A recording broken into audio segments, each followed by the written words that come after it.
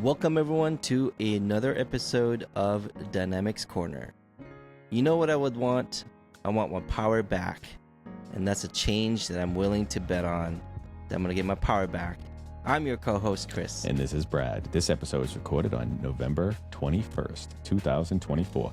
Kris, sitting up there in the Pacific Northwest without power. That's a change. You have to manage that change. It's a change. And adapt to that change. Yes. Speaking of change, today we had the opportunity to talk about implementations, changes within an implementation, how to implement Business Central with two podcast veterans. And I could talk with these two guests for hours about Business Central implementations and the human factor behind the implementations and some things to look out for implementations. Today we had the opportunity to speak with Pat Johnson and Nelly Jebran.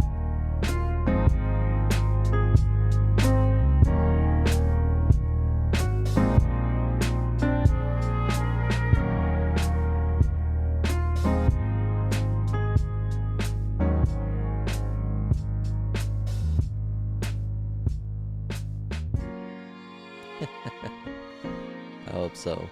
If it doesn't, it's all right. All right, you ready?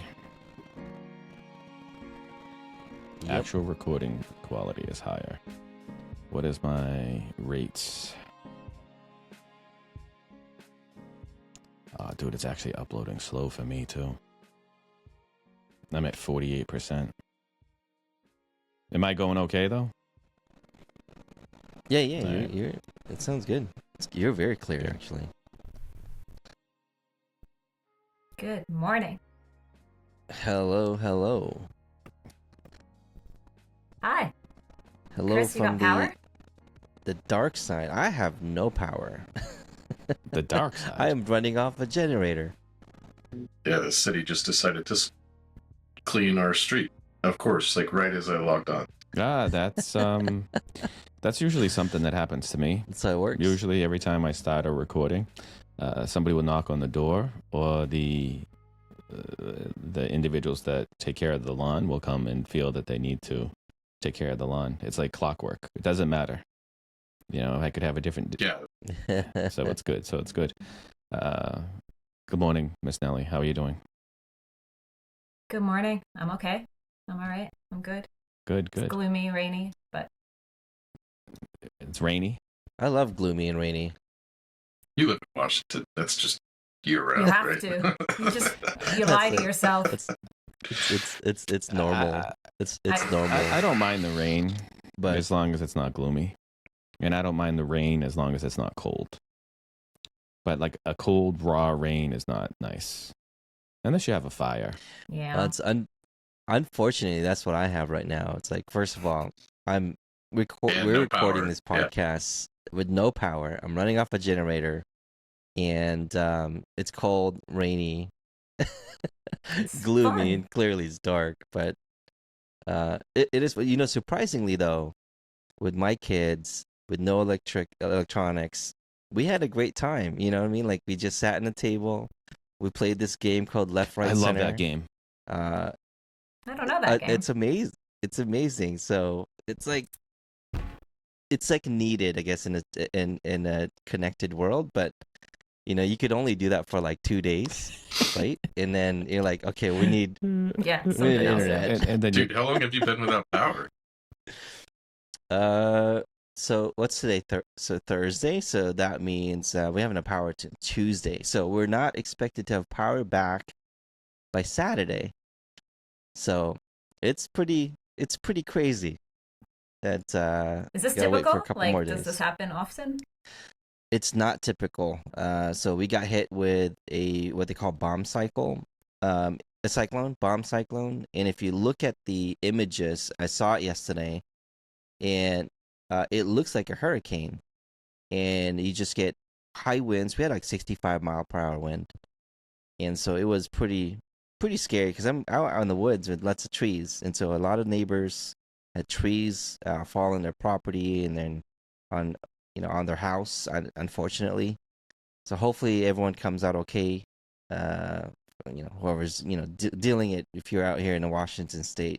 Yeah, I talked to someone at Microsoft yesterday, and well, he was at the Microsoft office, but yeah, had no Yeah. power at home. Yep. So Yeah, Redmond, which is where Yep. Washington, where Microsoft is. Redmond, a ton of people that have no power. So there's about 500,000, more than 500,000 people don't have power in one power provider. When you That's a don't lot. have power, That's you one thing. become. It's a harsh realization sometimes of how dependent you are upon power for some of the smallest things. Yes. Even some stoves or other devices require power to start. So it's a catch. Yes. So you have to go back to make sure you have the traditional, matches and wood. But which this whole Yeah. I kind of wish we'd conversation, lose power. this whole conversation may be fitting for the individuals that we're speaking with. But this whole, how do you deal with change management, or how do you deal with process? And thank you both for joining us again. You're both veterans now, and we've had great conversations with you both, and I'm happy to have both of you together, because we have a lot of conversations about Business Central as far as from the technical point of view, and maybe from the application point of view of how to use the application, how to develop the application. I see a lot of information about that, and what I'm happy to start seeing a lot of is, how do you implement it? Right? It's not usually a lot of conversation about, these are the things that you need or should do as you undergo an implementation of Business Central, or in anything, I guess you could say, any ERP application. So it can kind of, cross many different applications that you have. But before we get into the conversation, if we could just tell everybody a little bit about yourselves, and we'll go from right to left, left to right, however I'm looking at this. Patrick, if you tell us a little bit about yourself, please. Yeah, great having you guys for another amazing conversation. Nelly is the first one we get to do together, so great getting to see you again. My name is Patrick Johnson, so I am the Business Central Practice Manager at LBMC Technologies, based in Atlanta. I've got power, so sorry, Kris. We got the mother-in-law suite. Come hang out. I've been in this space for 21 years, coming up on 22. What is it? We talked about last time. We got to start saying that. No, I've been doing it for more than 2 decades. Over 2 decades. Yeah. Everything from general application implementation. I've been an end user, done support and development, a little IP. And then for the last 5 years, been running a practice, doing implementations, managing teams, doing cross implementations around platforms inside of the D365 suite, as well as a bunch of other tertiary products. Great. Nelly, how about you? Well, thanks for having me on with Patrick, because I watched Patrick's episode, and I loved your approach to implementations from a partner side, and something that I don't see often. So thanks just for that perspective. I'm excited to talk to you about it a little more. I'm back in the chair. We have the sign still. On this we have the episode sign again. We do. This is a permanent fixture in my household now. So I have been in the BC space for half a decade. That doesn't sound as impressive. For 5 years as a user, and just due to the nature of the implementation, it was right in the beginning of COVID. Our partner couldn't be on site, and I had to kind of learn a lot that I may not have had to, which is, in hindsight, a really good thing. And I think it's a great product, but we struggle to implement it because of the lack of change management, and so people don't think of it as much of a great product as it is because of that. And I try, with our implementations and our other divisions, to keep that in mind, so that the benefits of the solution are evident to the users. And I think that has, change management is critical to that. And so here we are. No, it's great. Thank you. I look forward to the conversation with both of you, and I get to see a lot of the information that you both share. But as we talked about, I think, separately, and now I'm happy that we're all together, but as going through implementations, how do you, one of the things that I see a lot of and work with a lot of on implementations is, determining the scope of the project. right? How do we determine the scope of the project? And anytime you determine the scope of the project, when you're going to do what a lot will refer to as requirements gathering, as you go through the actual implementation, we have that wonderful thing called scope creep, right? And maybe you could. Does anybody know what scope creep is? Does anybody experience scope creep? All the time. Yeah, and we're the cause of that, the users. Yeah. Probably. Well, and to Most be of the fair, time. sometimes it's the partner too, right? Because if we're not asking the right questions at the right time, right, we might be missing something. Absolutely. Because as users, you guys don't necessarily know what you don't know before you get into the situation. So, one of the things I like to say when I'm talking to clients or even internally is this is the scope as we understand it today, right? With an understanding that there's probably some need for agility later on. Otherwise, something that might take 6, 8, 12, 18 months. Who's to say what the life cycle looks like? We're in a space that changes every 6 months. We get new features, hot fixes. There's new ISVs, right? So I always like to try to say scope as of today, right? With the expectation that there might be a change later on. Now, if we've got a 1-week sprint, you change scope on Wednesday, right? There might be a little bit of a different conversation, but... Let me ask you guys a question as implementers, typically from requirements gathering to go live. What's the typical timeline, or does it depend on the company size? Ours was 2 months, and it was crazy. From my point of view, it varies because it depends on what you're implementing, and also, as you had mentioned in your comment, the size. Because if you're implementing maybe the financials portion of it, just general ledger, accounts receivable, accounts payable, just strictly invoicing, not really inventory management, that would be much faster than an implementation that involved distribution, manufacturing, multi-facility, transfers and such. So in my experience, it varies, and I don't think there's a cookie cutter approach to an implementation. I mean, I guess you could go through the process of determining what you need to implement, but I don't think that 2 implementations are the same. I mean, you could even do 2 companies within the same company, and the implementations could be different. Yeah, I mean, I've implemented 2 competitors, right? So like 2 people that do the exact same thing in the exact same platform and generate the same product, and their 2 implementations are completely different. And it's something that I like to say, it's the people there and their processes, right? The platform could be identical, but those first 2 portions of it have a really big implication on the implementation. And then, also the adherence to change management, right? Because the people there, particularly leading the project, and also the people involved in the implementation, can really define how often they stray from what you kind of defined. And then also how fast it goes, right? It's the level of engagement from the end user, because at the end of the day, like, how fast can you implement BC? I mean, the fastest one I've done was 4 weeks, right? That's a story for another day. But the longest one I did was 36 months, and it was because we just constantly had this huge change curve. You would see it every 3 or 4 months, where like a new person would come into the project and have new requirements. Yeah, I think it varies so much. There's so many variables. Like what Patrick mentioned. I've done my finance module only for a month, and then and the other side of that, I've also worked with another end user that had its only finance module as well, but it took them 3 months, and they were exactly the same. Again, there's so many variables because your involvement, right? The end user's involvement can also hinder that, because there's like they're too busy, and vice versa, as well. So yeah, it really varies. Well, let's take that back, because what I started talking about was scope creep, right? And I don't want to confuse. I mean, Patrick, you started talking about maybe a change of scope because of the climate at a particular time. So as you're going through implementation, if it's spanning months or years, there may be a different requirement from the business point of view. You had mentioned, add a new person to the project and they change the requirement.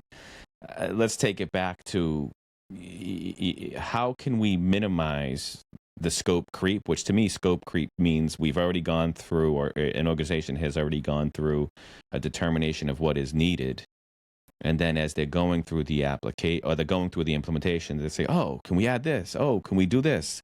Something that's separate from maybe a change in process, but it's now that I'm starting to use the application, I can see the stuff that we're doing.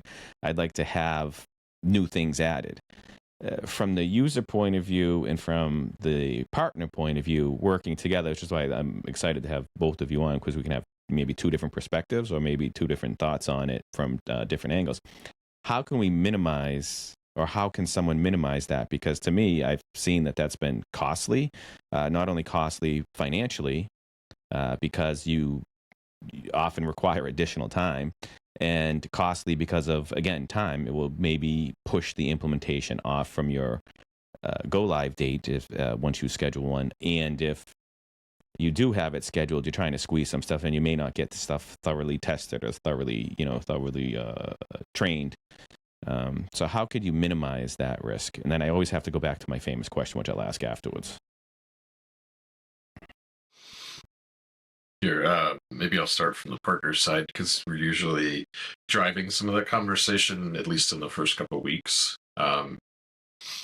Generally it's a shared project plan with the architecture understanding of, hey, you communicated X, Y, and Z, and we've recommended that you implement, right? And GLAP and AR. And then, hey, but you also have this inventory component that might require this, and this. This is how we're going to do it. We'll build out a project plan and we'll try to work towards that. You, as an end user, we try to share that project plan, because it's very much, you have to own a part of it, right? Like, at the end of the day, we're really just helping you do the thing that we know how to do really well. But at the end of the day, like, you have to own your system. Like, we can't be there to run your business. Like, there's other kind of consulting to do that, right? But for us, it's a big thing about communication, transparency, and then that shared progression, right? And we do it through like project plans and weekly check-ins and things like that. But I think it all boils down to communication and then level set expectations, right? Like, if you want to change something, this is how we change it procedurally, internally. And like, there needs to be some level of agreement around, yeah, if we're going to make a change to the scope of this implementation, we agree, we'll go through this process with you. And we've established that process based upon, a lot of experience, seeing it either done really well or in some cases really poorly. And it's that expectation and communication that I think really makes those successful, because change is going to happen at some point during the course of that implementation. Like, it just is. And it's, again, because you don't know what you don't know. But I think you've got to be really clear, transparent, honest.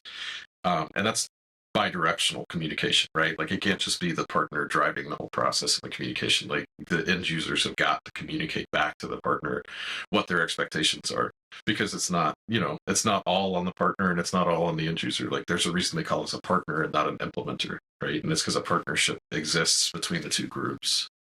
And you really have to address it that way, rather than just treating it as a business transaction. Like, it really is a relationship style interaction. Yeah. Yeah, and I think from a user perspective, so a couple of things, and I'll add one. Ownership on the client side is critical and has to be, again, like you said, it's your partner, but this is our system, and it's going to be our system for how many years. So that part is critical. And then what you don't know what you don't know. So from our experience, that was a huge element in scope creep, because we would get into certain functions and like, okay, we're doing this, and then we're doing this, and then when we test it out, it's like, oh crap, no, we can't do this without this process. I'm thinking of when we were doing warehouse picks. We were testing warehouse picks and shipping. And so the standard warehouse pick in Business Central was missing a lot of information that we need. And so, okay, we had to rework that, create a custom warehouse pick.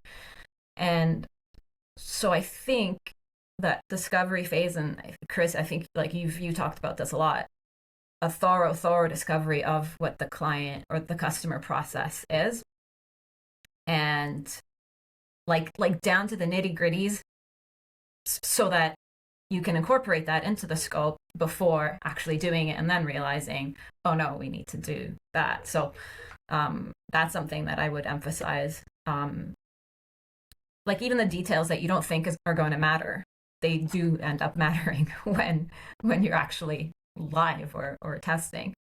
And then I think another critical piece is like sponsorship, a sponsor on the client side who keeps things in check. If the sponsor knows this is what we want to implement, it might be a phased approach. In phase 1, this is all we need to do. And so anything else is going to be phase 2. We're going to get by with whatever we're doing in phase 1, but the sponsor on the client side has to enforce that. With the understanding that the business will continue to function. We're going to ship order, we're going to do whatever we intend to do, and all these other things are just going to be add-ons and perks after the fact. So yeah, sponsorship, ownership on the client side, and like thorough discovery, I think, are 3 critical elements to mitigate scope creep. I do have a comment. Nelly, you mentioned about, we were talking about the requirements gathering. You can have the best requirements gathering, but if you don't have the right person, to be able to speak up, it'll be worthless. Because I've been in situations, or I've been in implementations where everything was written, everything was well thought of, and towards the very end, someone comes up and says, "Actually, that's not what we do." I was like, "Where have you been?" You know, that's and that's change management. It's crazy. Right that is there. change management, exactly. Yeah, because like you said, you can have somebody responsible for the project and the client and that has no idea what's happening with each function. They may think this is what we need to get going. So again, back to change management. This is why before you're even talking to a partner about an implementation internally, you need to talk to everybody that you possibly can in each function. What do you do? How do you do it? What do you need to get your day-to-day done? And involve them in that conversation. And then one person is like the documenter of all of that and the communicator, but everybody has to be involved in that internal discovery first. And then you communicate that to your partner and have those people, have people from multiple functions in those meetings with your partner, because I'm not going to know what a finance function requirement is. I just don't. And so somebody from finance and accounting needs to be on those calls. Someone from warehouse needs to be on those calls. And in our case, it was just me trying to represent everybody. I did an okay job, but I wish I could have brought in other people, and I would do that in the future. Absolutely. Yeah, I think that's very, very important to bring in others' perspective, because I mean, Patrick, I don't know if you've come across this, and I think this came across one time in my experience, where gather requirements, we provided the estimate, everything looks good, and you go through the implementation at the very end, or not very end, but closer to the end, as you're going through the UAT. You know, they all agreed to maybe use out of the box functionality because it met their requirements, right? All that stuff. Towards UAT, they come up to you and say, "This is not what we had expected." Yep. Yeah. We want it to look like this. I was like, "Wait, you were okay with the out of the box in the 0 hour? Why right? the change?" Yes. Yeah. Yes. How do you handle that? Guilty. You know, I think. I mean, I think everybody is. I don't. You know, I think if you've been in this space and done more than a couple implementations, you probably run into it because, unfortunately, it's common. You know, I'd like to say that it happened 1 or 2 times in the last year, but you know, it's a pretty common thing, and a lot of it has to do with some of the scale of your organization can be a big impact on that, because, you know, to be transparent, not everybody can be part of the implementation, right?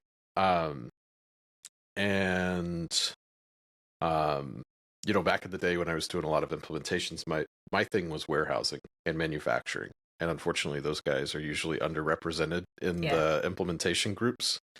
Um, and then you'll get out there and you're training users on handhelds, and they're like, "Yeah, the manager thinks that that's how I do my job, but let me tell you how I actually do it." It was like, guys, we've been implementing for like 4 months, and I'm just now hearing this while we're doing user acceptance testing. And I got to be honest, like I've got to go back to the product sponsor inside of the implementation team and be like, hey, you need to figure out what is a business need, what is a business requirement, and what is our path forward. And then I'll help you figure out what that is. But I can't be the one making the decision as to what's best for your business moving forward. And there's a second portion of this, which I think is part of OCM, which is user acceptance and utilization after you've been live. And if those people that are out there doing the job all day long don't like the system because they don't feel represented in it, they're never going to adopt it. They're going to revert back to like bad practices or the way I've always done it. God, I hate that. But like the way I've always done it, because I know it works, right? Even though that may not be the way that we need to do this going forward for the best path for the business, right? Or maybe like there's an effort that they don't have visibility of.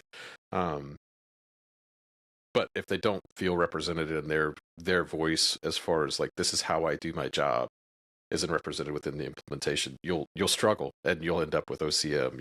You'll end up with scope creep. You'll end up with changes in the 0 hour. And those can be costly financially as well as the implementation, because I've seen changes come in, and I still struggle with when do you introduce changes and how do you determine the changes? Because you mentioned, Patrick, what is the business requirement? And then also, what is the requirement within the application? Because a change or a scope creep or a change in scope, I've seen someone want to say something just because they became more comfortable with the application or going through the process, or a requirement came up and a modification was made, or somebody started a process and they said, oh, I found this button.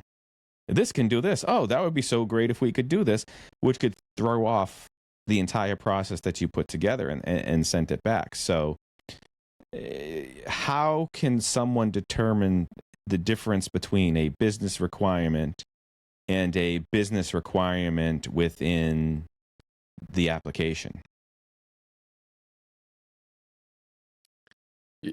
From my perspective as a partner, but I've also been an end user, right? Like I've been a warehouse user, been running around a forklift in a giant warehouse. That must have been awesome. Hey, you say that it's fun until you're like 100 degrees in the south, 100% humidity, and yeah. So it's fun for an afternoon or a couple hours, then maybe. Yeah, it's fun for the discovery. Now that I sit in air conditioning all day, the big part of that is really determining what's mission critical for the business, right? And it sometimes, unfortunately, that can't be what's mission critical for the individual.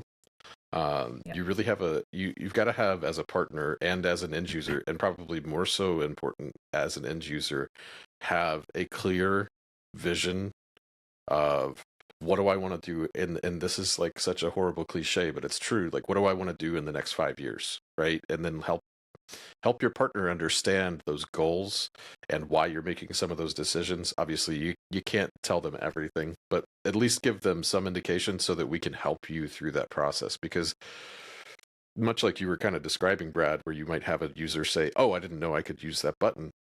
We may not have known to recommend it because we didn't know that was a requirement, right? Yes. Like there's like a really unique, judicious way to say, well, if you had told me in the first place, right? But you obviously can't say it that way.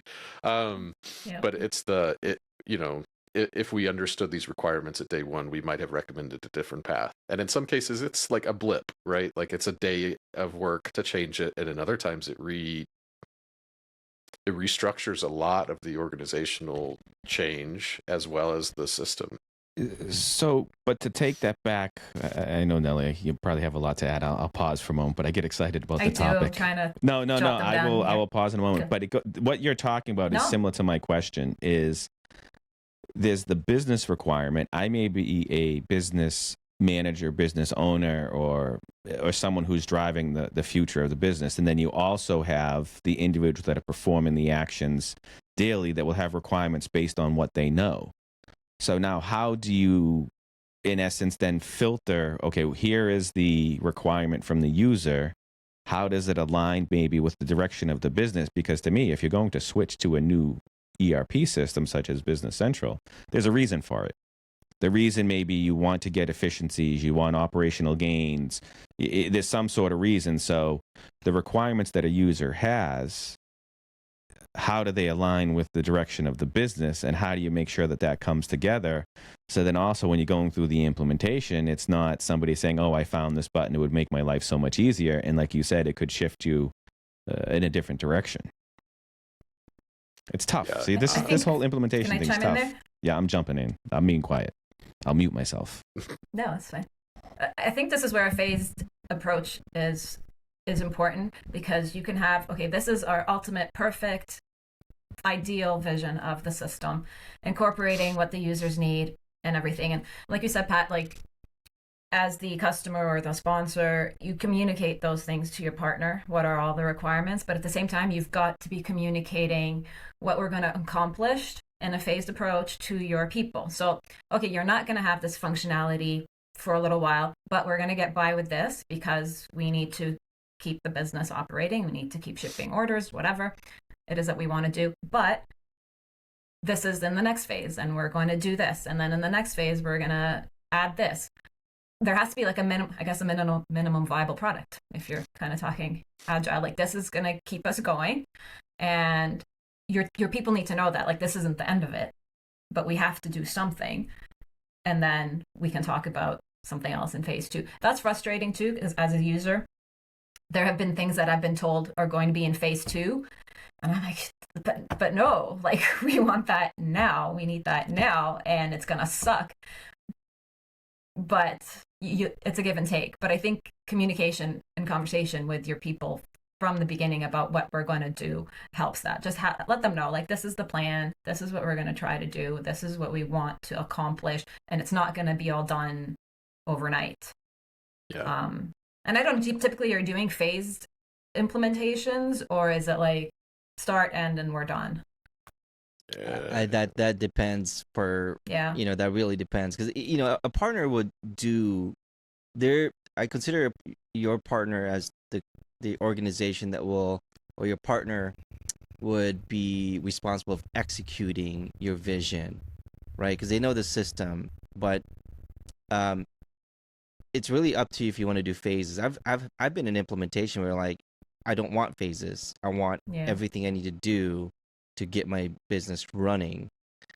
So even things that they wanted to add, they don't have now, but they want to add because Business Central has a capability. They want that now. They don't want to have to wait, 3 months after go live to execute that way. They would say, why can't we do that now? It's really a balance. It's never a question of like, why can't a partner do that? It's usually it's like, do you have the capacity? You as the end user that's going to live in this application, that's going to backbone of your organization, can do you have the capacity to do that and try to change that or bring in a new process? Yeah. And another piece too is like the Microsoft updates, like, that come all the time that we tend to like. Those might solve a problem that we have now that we don't know is going to be solved. Like, if you kind of wait it out, we've seen that happen. Like, things that we wanted that would have been customizations just end up being part of the system. So understanding that the system is continuously evolving and changing helps us as users to know, okay, well, this is not necessarily permanent, and we might have a solution coming up soon. Let's just kind of wait it out and see what's coming. And if that works, then we're good. Then we don't need to customize. To that point, Nelly, I'm going to do a shameless plug, aka.ms/BC ideas. If you are not putting your stuff in there, Microsoft is not going to hear about the thing that you want unless your partner's putting it out there for you. And they do look at it, and they upvote, and they talk about the development plans for it, and they'll throw it on the roadmap. But kind of going back to, I think, your original question, Brad, how do you determine, like, how do you address that change? the big thing that I ask my people is like, how is this going to impact your ability to either provide goods and services and generate revenue? And if you can still do those core things, let's address refinement at a later date, right? Um, and as long as we can still operate in the premise of, can I generate revenue? Can I run my business? Are my people are going to be okay at the end of every day? And can we refine that at a future date? And then, not to jump into the phased approach again, but can I potentially push that change into a future phase? But can I get live and be able to run my business day one? And, we're not trying to quote unquote, like, not every implementation's goal is quote unquote to just get it live as fast as you can.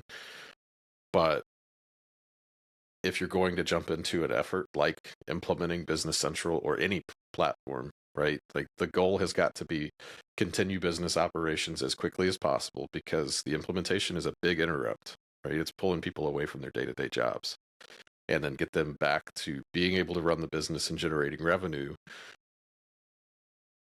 and then worry about refining and making that a little better or easier. Assuming that you've introduced this new scope creep, right? Yeah. The go live. See, there's the go live, right? So you go through a project, you plan. I do want to go back to the requirements. I still have this thing hung up in my brain that I can't shake. But to go back to the go live, as you're talking about with the go live date and preparation for go live, and making sure that the business can operate. Typically some will say, if we can ship product and apply cash. So if we can ship product, ship invoices, and receive cash, we're okay to start. And then we can, bring in some of the other changes and efficiencies. But you have an implementation, you have a go live date planned. Now, I've seen some hesitation at times of, when do you go live? Right? How do you determine that you're ready to go live, and how can you ensure that the go live is going to be proper? I mean, I'm sure any new change, any new process, there's always, change brings up some challenges. And I'm not saying that it doesn't work properly. Some people will forget possibly how to do a process, but how can you push into that go live? Because I've seen go lives stall because someone will say, we're not ready, but we're not ready because of something new. It's a matter of, okay, I'm not comfortable and ready to go live because I'm afraid, versus it's not ready. It's one of those things that I see often, and it's like, well, we have to delay it for a week, we have to delay it for a month. And I have some questions I ask for that, but I wanted to hear everybody's thoughts on that. I love what you're saying there, Brad, because being afraid and not ready are two different things, in my opinion. Because you can be ready and you have everything you need to have a successful go live, but for some reason they just have this fear of change. Now this change is going to happen. I'm really scared. Like, for example, I mean, Brad, you hike, and Nelly, you're out in the woods, just like me, and Patrick, you're in Atlanta. It's a jungle out there. You're prepared. You have all your stuff ready to go, and then right when you're about to leave, you still have that nervousness feeling of like, I'm not sure if I want to hike this thing, and A bear is going to get me. That's what I think. Mindset. Exactly. You can be prepared. You can have a bear mace and stuff like that, but you still have that fear. But preparedness and fear is, I like that. It's two different things, and I see that all the time in implementations. Yep, definitely from a user perspective, like, it's like you're coming up with excuses not to go live because you just like, oh no, this has to be done first, and that's such a critical distinction. And if you think like personally, in personal lives and personal changes, this is what you have to do, but you try to come up with reasons not to, because it's a change and it's scary. And that just translates directly into workplace changes too. Or you'll find like people will come up with things at the last minute just because it's so close. We're that close. Yeah. Yeah. And it could just be one person that's making that decision too, and they may be afraid to make the decision for everybody. Yes. Especially if you're the decision maker of go live or no go live. Oh, I got to decide this for all of the departments. That's a scary feeling. That's fear. Yeah. And you have to find a happy balance between. Sorry. Oh no, go ahead. Go ahead. No, just the balance between making a decision and also considering everyone's perspectives. At some point, someone has to make a decision. Yeah. Otherwise, we're stuck in eternal limbo and analysis paralysis, whatever. So somebody has to make a decision in light of everything at some point. Well, and to go back to something you said earlier, Nelly, this is what we would classify as that organizational, like that sponsor, right? Somebody has got to make the decision. I hope he doesn't watch this episode because he's going to know who I'm talking about. But I worked with a COO who knew nothing about technology, kind of didn't understand all of the nitty-gritty of operations, but knew how to drive business initiatives forward. And I remember this is actually right in the middle of lockdown. Like, we were in the middle of implementation. We were 2 weeks from go live, and then all of a sudden the country shut down. And he rallied the troops, quote unquote, and said, it doesn't matter, hell or high water, we're going live. He was actually one of our biggest detractors at the initiation of the project. And then as he got into it and recognized the value add to the business, he said, regardless of what's happening within the world, regardless of what's happened during the course of the implementation, we're going live on this date. And he championed that across the board with his users, to the extent of literally like sitting down individually with everybody when they voiced an opposition to the go live, and then championed the process and just the fact that you've got to do it, right? Because we talked a little bit about the fear of kind of transitioning, right? I think the best kind of implementation, that fear is transitioned to like the heightened anticipation of like doing it, right? Everybody's a little excited to take that jump, even though they know it's scary, right? The best kind of implementation is when, as a partner, the best kind of implementation is when your end user is like, can we go live on this date? Like, we're ready. And I think hopefully, Kris, you've had at least a couple of those, because those are really gratifying as a partner, where you're like, I've done a good job. Like, I've been a very great champion for the system, and my customer feels ready. Like, because it's like having a kid, right? Going out in the world, you're like, okay, you're ready. Yeah. Yeah, you absolutely, can watch man. them grow. It's very similar. Yeah, it's one of those things where I had a similar situation as from a partner's perspective. We went, a client wanted to go live. They're manufacturing, and it was during COVID, so it was very difficult to fly anywhere and be on site. Went live all remote, not stepping foot, and I was scared.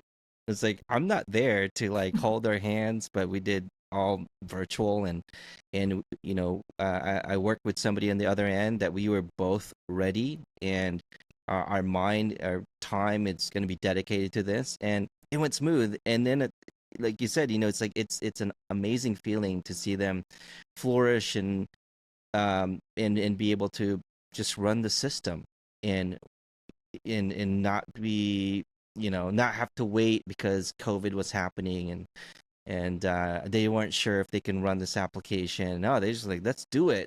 Kris got our back. We could do this, and then it was amazing. And it's those kind of implementations are fun. It is important to put as part of the implementation with the fear of it, as you're all talking about.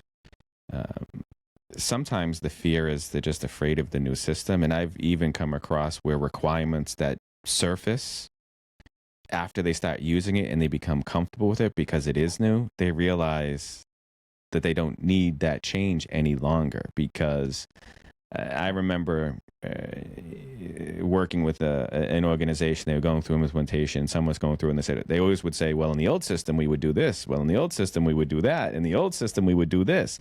And I heard that proverbial, still say that like 5 years later, it's they're still talking about it, and it's just like, well, whatever.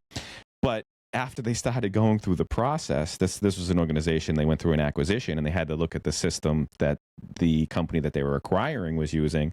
And then I heard that same individual say, well, they have to do it this way. We get to do it this way. In this system, it's like the mindset shifted, because it all comes back to that fear of change, the fear of doing something new, and then realizing, well, it wasn't so bad looking back at it. But how do you embrace that fear to push someone over the edge? I mean, I've asked the question sometimes where someone said, well, we need to delay a week, and I would ask, okay, if we delay a week, what will change from Sunday, the day that you wanted to go live, to the next Sunday? If you're going to have some in-depth training or testing, or somebody's going to do everything, then delaying a week may be advantageous, because you're going to do something and have some productive results. But if you're just delaying it a week and everyone's going to do their same duty, and you can pick the time frame, what's the rationale for going later other than fear? Yeah. And I wonder too how much. Sorry, Pat. Go ahead. Oh, I was going to say, I don't know what your guys' experience has been, but this has been my experience previously. If you are willing to delay a go live one time, it is more likely to happen again and again and again. There will always be this continual understanding of, oh, well, we can just keep delaying, rather than creating some immediacy of, no, you need to get live. Like, there needs to be a definition of done, right? Minimum usable product. Go, right? But I have seen end users, and I've been guilty of it as an end user, right? It's don't let perfect be the enemy of good enough, right? Like, if you're going to keep delaying it, if you're going to keep delaying, you will get into the habit of understanding, like, oh, well, I can just introduce new scope creep. And as a partner, we're here to literally help you through the process. So we're going to say yes to a lot of things, right? Yeah, we'll help you do that. But we've got to also say, yeah, but is that in the best interest of the implementation and your team and your budget and your timeline and your sanity, right? Like, at some point, we have to get that minimum viable product and go live and say, do it, and then we'll refine later. I think it's could get pretty philosophical, talking about like perfect and what is good enough, but I think it goes back to what you were saying, Pat, earlier. Like, you had that sponsor who just said we're doing it, and I wonder how much the success of an implementation has to do with the charisma and the leadership of that sponsor.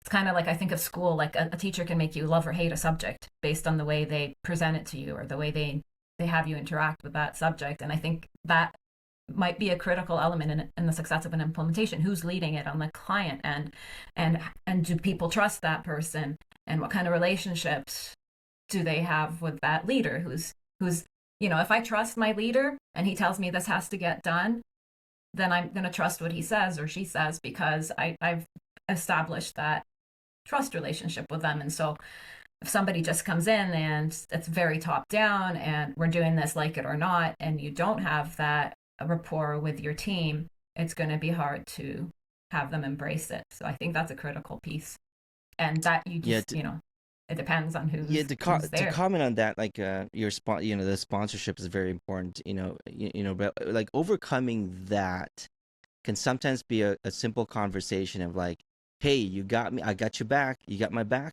It's like, Chris will get our back. I think we could do this. You're prepared. You're ready. UAT all passed and everything like that. It's just a matter of like, I'll be there for you, and you'll be there for me, and you just go live. Just do it together. And we're gonna stumble, and it's not gonna be perfect, and we're gonna fail, and we're gonna fall flat on our face sometimes, but we're gonna pick each other up, and we're gonna continue. Like, understand that it's not gonna be smooth sailing, and that's just and that's with just life. that, what I like in some sense, I mean, obviously there are issues that you can say fail and it prevents a go live. I like Pat's point of, you'll always find something. You're training yourselves and your organization that if we find one more thing, we can push it off, and we'll always push it off because I may not feel comfortable with it. And the approach of pushing that product in, if you're going through UAT and you're fixing requirements along the way, or you're changing scope along the way with always one more, you're never, in essence, done. Whereas if you go live and you find some things that you would like to change, you kind of do it once and you're done, because now it's in there and it's fixed, for lack of better terms, and you don't have to go back to it and individuals start using that process. I one quick one before that. I do want to make a clear delineation, though. Process improvement has to continually be a portion of your business, regardless of if you're a partner, a customer, whatever, right? As a business owner and as a business manager, right? I am continually trying to improve the way that I do business so that I can do it better, faster, less expensive, attract better talent, right? All of these things. So please, yeah. So I want to make sure that, anybody watching understands, like, you need to continually try to refine your business. Just don't delay a go live for that definition of perfect. White belt for life is what I would say. But a really quick comment, quick comment on that, on delaying. The only time as an end user where I had to delay from an end user side is when you come in. I came in from I think they were like a month out before they were going live, and I got hired in, and they wanted me to run this whole thing up to go live, and it's like, I don't even know what's going on. I said, give me, you have a date of, let's say, I think it was like September 1st. Let's wait until October 1st. I just need to understand. And then I went around to the other departments, like, are you good? Are you good? You can do it. And then that was it. That's like, it was just just that 30 days was enough, and then it went live as smoothly as you can get. But that's the only time I've had to push back from an end user side.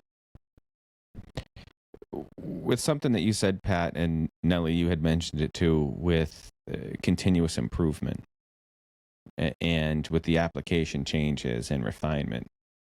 And then also it's, just to be clear, it's okay, now we went live, we're running live, the application's live. How do you continue to improve and get that operational efficiency that you talked about? From my end, a big part of that is a relationship with my customers, right? Like, I was talking a little bit earlier about like getting your kid out the door. You get them out there in the world, and you're excited to see them succeed. But at the same time, I have that similar relationship with my customers ongoing, right? Because it's not like the second that you move out of the house that your relationship with your parents ends, right? I continually communicate with my clients and let them know, like, hey, I don't know if you guys are watching this, but this is a cool article, right? Or as much as even just, hey, subscribe to the Dynamics podcast and listen to what Brad and Kris are talking about this week, right? Like, hey, we this always was a want really to say that to everybody. Right? just to let you know. Shameless plug, right? Hey, Brad and Kris had something really cool to talk about this week. You should check it out, right? Or hey, have you read this article? Or hey, the wave release is about to come out in a month. Let's talk through how that might change your implementation or your business, or even maybe like what you foresee as like a projection of your business change in the next 6 months, right? Shameless plug for Community Summit, right? Like, as partners, we all go, right? We have to go. It's a part of our sales cycle. It's a part of our relationship building and training and new education. But as end users, something like that, for having continual exposure to the product and releases and updates and education, is super important. Because it fosters this idea of, I'm in a SaaS environment, right? Like, I'm in a continually evolving ecosystem of technology, process change, and people that can drive my business initiatives forward. And all I have is a subscription fee to my platform, right?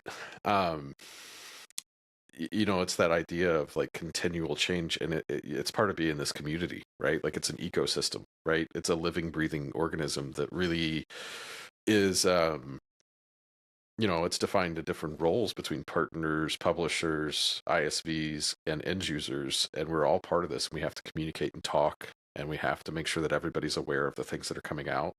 And then the relationship partner to customer, we have got to be making sure that our customers understand what's going to happen, how this might change your business scope.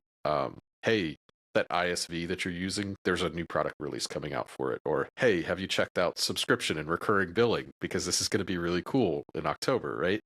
Like, I know your business as a partner, and I think this might have a value impact to you. Let's check it out. Do you want to do like an hour of training when it comes out, right? Or is there a cool podcast or article, or is there marketing material from Microsoft or other publishers for that matter that are going to give you some insights that might reshape what you might want to do as a business going forward? I had this conversation just a couple of days ago with my CIO just on this continuous improvement and continuous learning. It's no accident that I love the product, that I love Business Central, because I've been exposed to these things. I go to these conferences and you get that hype and you get that excitement. And I'm always like, if I'm the only one there, I'm the only one that's going to feel that. And we really need to get more people at these events, either locally, it doesn't have to be like the annual things, because that's where you see what's possible. We're trying to get our dev team to engage with Power Platform. They haven't seen it. They're boxed in. They do their internal apps, and that's just like what they do all day. They don't know what's out there. So let's get them out there so that they see what's there, and then they get excited about it. Another thing that we did for continuous improvement, and that's an initiative I led at my company. So Canada was one of the instances of Business Central online, and then we have numerous others globally. And so I set up kind of like a center of excellence where all of us get together and we just talk about like, what challenges are we facing? What have we learned? Here's like you said, like I found this link, I found this video, share it with the group. And so we are responsible for each other's learning and also for continuing to be excited about the system, because it is always changing. But if you don't expose yourself to that, and then you're not going to know what's possible. And that's contagious. Like one person gets excited, you pass that excitement on, and that helps to sustain post go live the commitment to making the system work.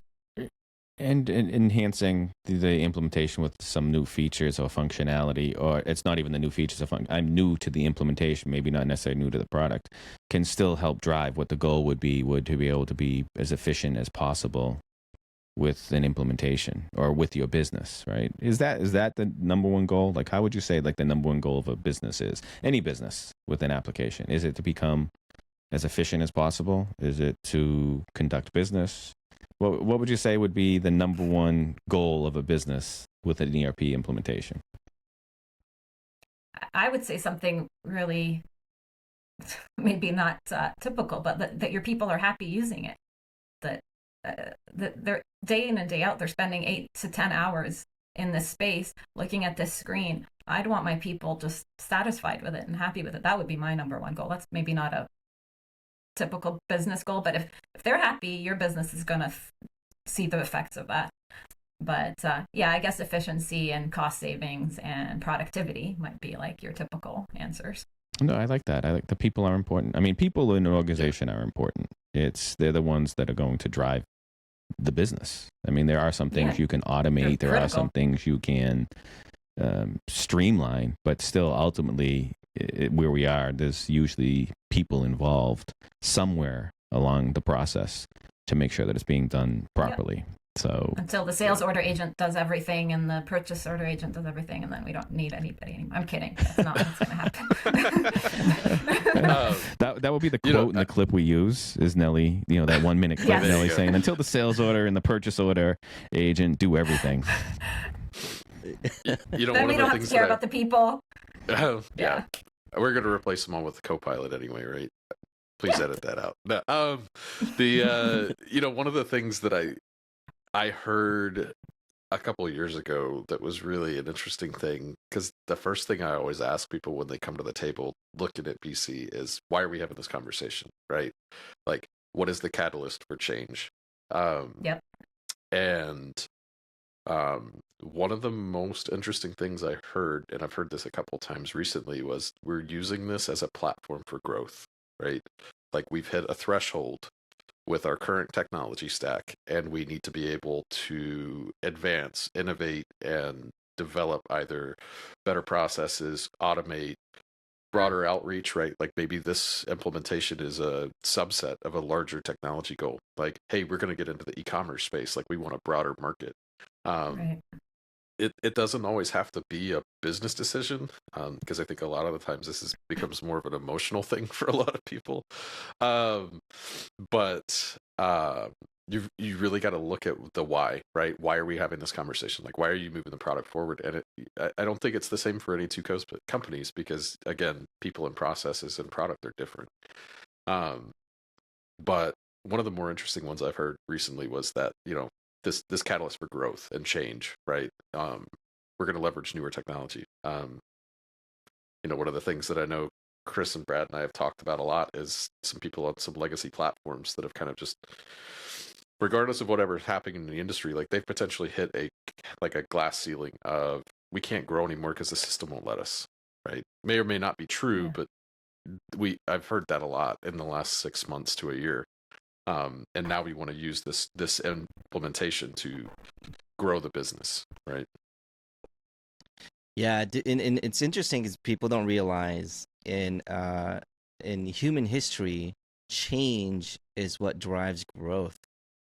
And it could be, if you look at human history in itself, that it requires change for the next big thing, in a sense. The growth, whether that's for you individually, even for, like, I think I shared this story before, like, back in the village, right? Like, perfect example. If you watch Moana, I have kids, so it's a great movie, and it required them to change their mindset to go and explore beyond the island that they're on. If they didn't do that, they would have been still the same. So for Moana to go out and explore the ocean and see what's out there, it created a change in their tribe to grow and do great things. And so that's how I look at it, and why change is important. I told my kids that, why change is important. Yeah. Watch Moana. Yeah, I always say you can go through change or you can grow through change. That's a choice. That's an individual choice. And maybe that's a bit dismissive to say that, because sometimes there are external factors that prevent people from fully embracing, but sure, it is an individual, and that's why I think we need to pay attention to the individual, because they have to make a choice. Am I going to try to learn something, even if the change sucks and even if it's a terrible idea? I can learn something from it, or I just don't. And if you come at change from that perspective of learning and growth, even the worst of situations can be an opportunity. And that's something I think we can model as leaders in organizations. You model that behavior, and hopefully people are inspired. I'm inspired. Good. What change do you want to make, Brad? I'm gonna put change where? To my life? To the planet? To sure. Business Central? I don't know. Something. I mean, you want to get philosophical. I'm not going to get philosophical. This is going to be a therapy session now. Yeah. It turns out to talking about implementations, change management, and the importance of the human factor of implementation to a therapy session. We'll go through everybody's turn of talking about the individual changes.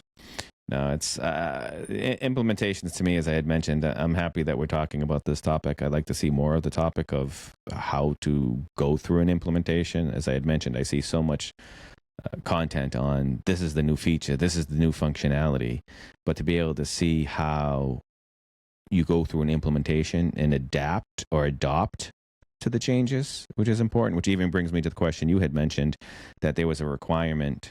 I always used to tell somebody, wait long enough and the requirement goes away because they find a way to work within the application and not have to have the carrying cost of the modification. But now, what about the cases where as the application does evolve and more functionality gets added, if you had a modification or an extension that was made and then the feature is now part of the application, what is an approach for that? Do you keep the existing extension? Do you move it to use the base functionality? How can you? I'm so curious about this. The tune-up of an application, I call it. Right? It's a Business Central implementation tune-up as you continually move forward. Just everyone's thoughts on that. That's one of the things I think about as I see, this functionality is still there, or this functionality is there now, and you're still using your custom one. Yeah. Yeah, this has actually happened to us recently in the last release. I think it's for a partner, it's a time for celebration because it means that the ecosystem is evolving around customer needs, right? Like the reason we build customizations and extensions in the space is to facilitate requests from end users.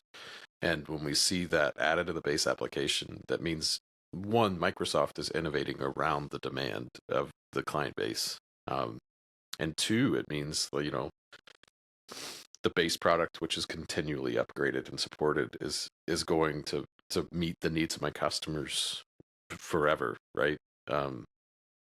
Versus having to maintain biannual updates and then hot fixes that might deprecate a field or change a procedure. It one, minimizes our maintenance requirements, and two, it means that the quote unquote the community's listening, right? And I think it's a case for celebration, but it might be a unique perspective of not doing the code, but I like it when it happens. So I have a question for all of you, because this is something, I'm being a bit selfish now, pertinent to us. Where our biggest location, the US location, is on Nav on-prem, and it's been through like 10 years of customizations, like customized to no end.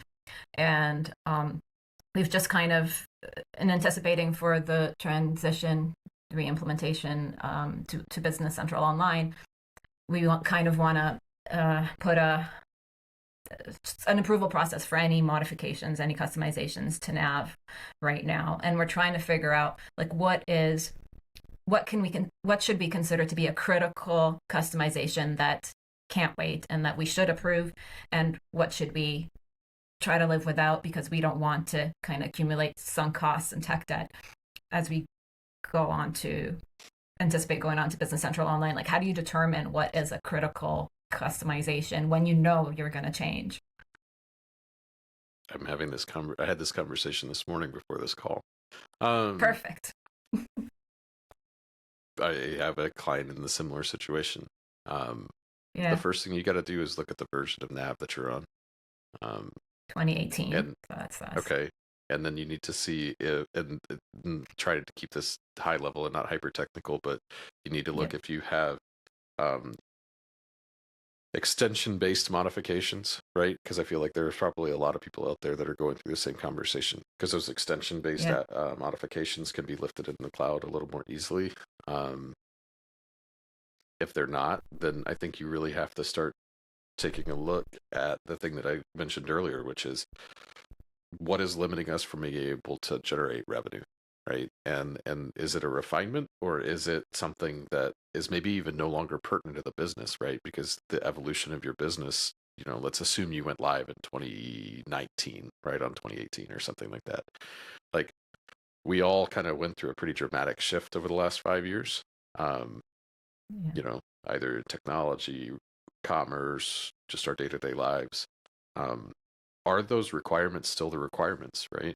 So do you even still need that modification? And if you do, are the requirements of the modification the same as they were when they were generated? I can't tell you how many support tickets or requests I've submitted that I have forgotten about because they just never got to them, and I forgot that I need them, like you said it earlier. So maybe I didn't really need them. That's it. I mean, I think if you're dealing with an older version and your intention is to move to the current release with the rest of the organization, I go back to what Patrick's approach would be, is how critical is it to the business? Oftentimes doing every extension or every modification, it goes back to with the training. You're training individuals that you don't have to come up with using the system and becoming efficient with the system and learning how to use the system.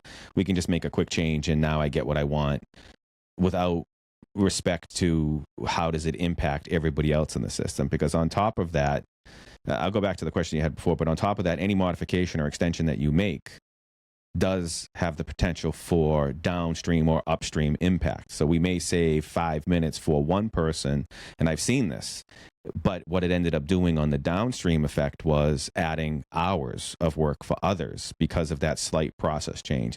So it's important to keep it around, but also if you're looking to go from an old system to a new system, well, how critical is it to allow you to become efficient and to grow? Because you're ultimately going to go into a new system anyway, right? If you're going to migrate a newer version that has different features and functionality, anything that you're incorporating and bringing in now, how is that going to change going forward? And anything that you're doing could potentially, any time that you spend enhancing and modifying, if you know you need to move, anytime you spend modifying, enhancing the existing version of the application is time that you're not spending moving to the newer version, because all this testing, all this training, all this requirements gathering is time that you could be spent doing that for your migration to the new system to keep everybody moving forward. So to me, there's a balance of start with a no and then really analyze why this person needs this request. I mean, I think you need to have a checks and balance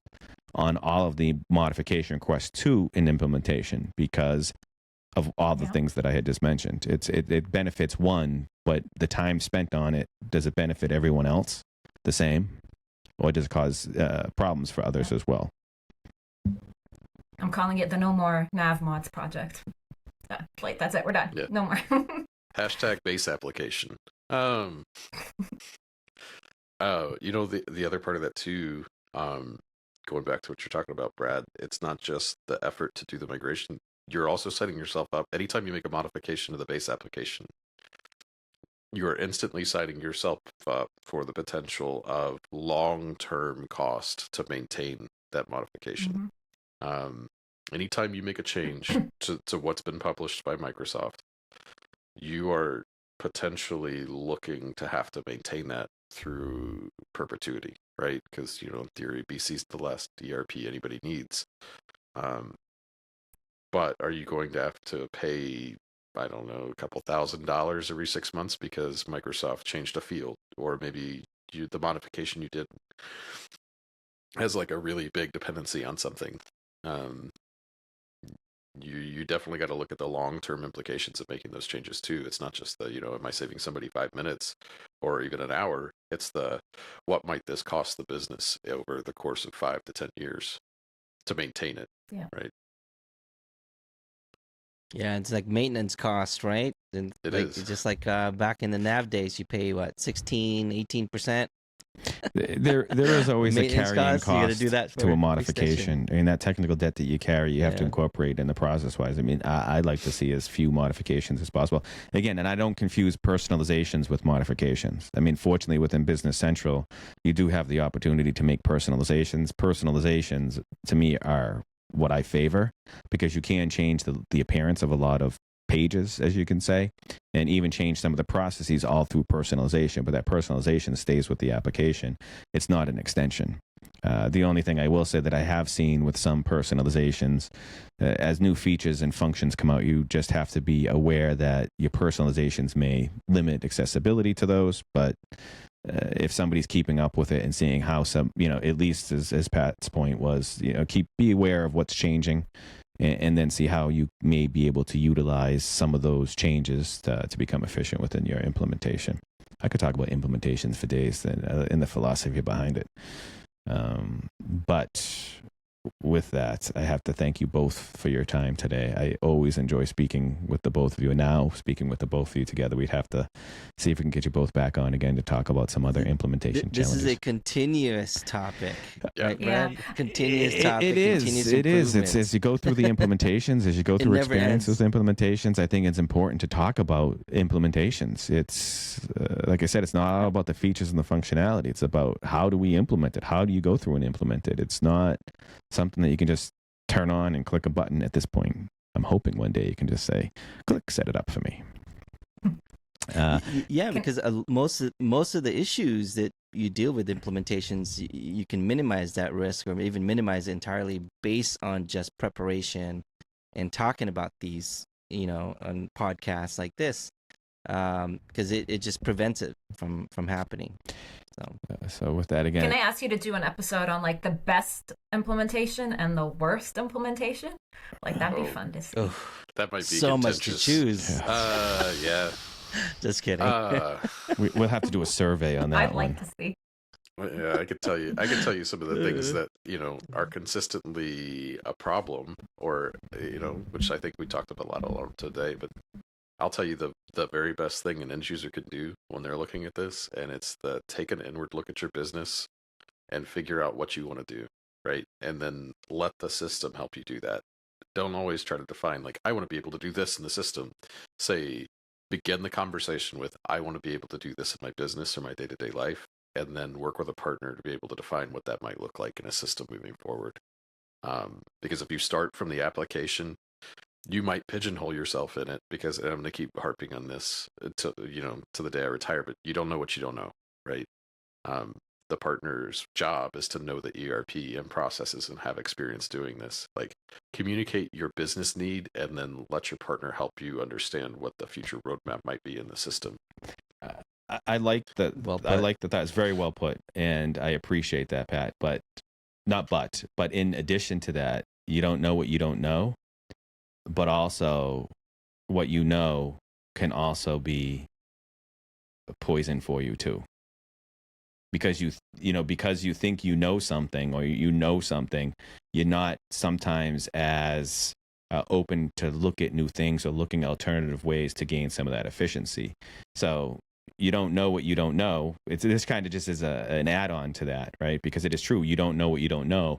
But if you limit yourself based on what you know, you don't know what you don't know. If you follow what I mean, you're going to limit yourself because you're not going to want to know what you don't know.